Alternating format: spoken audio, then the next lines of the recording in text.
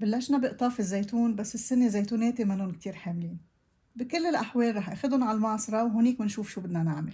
حبوب الزيتون لما بينقطفوا بنفس النهار لازم يروحوا على المعصرة أحسن ما يتأكسدوا ويطلع عنا زيت فيه طعمة منا طيبة. أخدت الزيتونات على المعصرة وطلعوا معي 47 كيلو. في ناس بتعبي زيتوناتها بأكياس بس الأحسن إنه ينحطوا دايماً الزيتون بقفاص. حبة الزيتونة لازم يكون نصها مستوي حتى يطلع عنا زيت زيتون كتير طيب. إذا كان الزيتون كله أخضر ساعتها بيطلع عنا زيت كتير حد، وإذا كانت حبة الزيتون كلها سودا بيطلع عنا زيت طري رقيق حلو ولونه فاتح. من بعد ما يزينوا الزيتون بنطفوه من الورق وبيطلعوا على القشاط حتى يروحوا على الغسيل. بالنسبة لمية الغسيل لازم تكون كتير نظيفة وتتغير كل يوم حتى تتنظف حبة الزيتون من كل الشوائب يلي فيها ويطلع عنا زيت زيتون نظيف وطيب وما في رواسب. حبة الزيتون مثل الفواكه مثل التفاحة، إذا قصيناها وتركناها وقت بتتأكسد وبتنتزع. كمان حبة الزيتون بس نقصها بتكون من جوا بيضة، نتركها ساعة ساعتين بتتأكسد. مشان هيك كل سنة نقطف زيتوناتنا حبة وحبة، ما منخبطن بالعصاية أحسن ما تنتزع حبة الزيتون.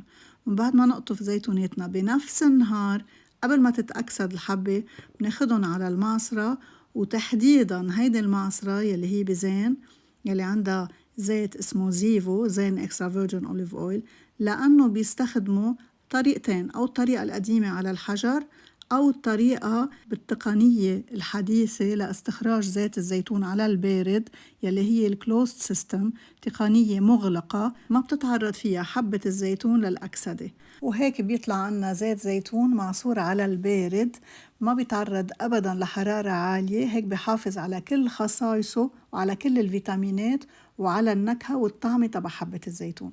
وهلأ رح دوق قدامكم. طعمة الزيتون واضحة فيهم. بدها تعرفوا انه زيت الزيتون نوعية جيدة واكسترا فيرجن اوليف اويل، بدكم تستطعموا بطعمة الزيتون طعمة الفواكه بقلب زيت الزيتون. هون طلبت منهم يفرجوني وين بيحفظوا زيت الزيتون تبعهم تاخد قرار اذا بشتري من عندهم ولا لا. فتت لجوا وشفت هيدا المنظر، مستوعبات ستينلس معبية كلها زيت بيلمعوا لمع، يعني هيدا شي ريحني اكتر واكتر.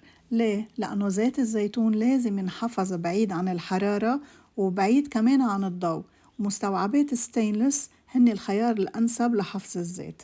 وبهيدي الغرفة بيعبوا الزيت بقنينة إزاز ما بيخرقون الضوء حتى يحافظوا على جودة وطعمة الزيت مدة أطول. وهلأ بدي خبركن إنه زيفو زين إكسترا فيرجن أوليف أويل ربحت الجائزة الذهبية بدبي أوليف أويل كومبيتيشن، وكمان ربحت الجائزة الفضية بلندن أوليف أويل كومبيتيشن، وكانوا عم يتباروا على الجائزة زيوت من كل بلدان البحر المتوسط منهم إسبانيا وإيطاليا واليونان. ربحت زيفو الميدالية الفضية.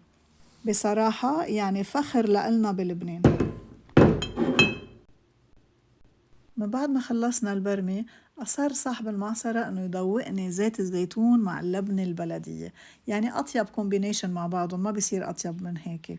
وبيقول إنه زيفو زين إكسترا فيرجن أوليف أويل أخدت هالجوايز مش بس لأنه الزيت معصور على البارد أو الحبة مقطوفة حبة وحبة، كمان لأنه طبيعة الأرض صخرية والأرض مجللة، هيك بيضلوا شلوش شجرة الزيتون مبوردين وبتنتج الشجرة حبوب زيتون كتير طيبة. وهيك بيكون صار في عندي اكسترا فيرجن اوليف اويل اكيد منه 200% بضايني للسنه الجديده. واذا حبيتوا تطلبوا من هيدا الزيت بتقدروا تتصلوا على هيدا الرقم، فيكم تطلبوا او قنينه صغيره او جالون او حتى مطره كبيره.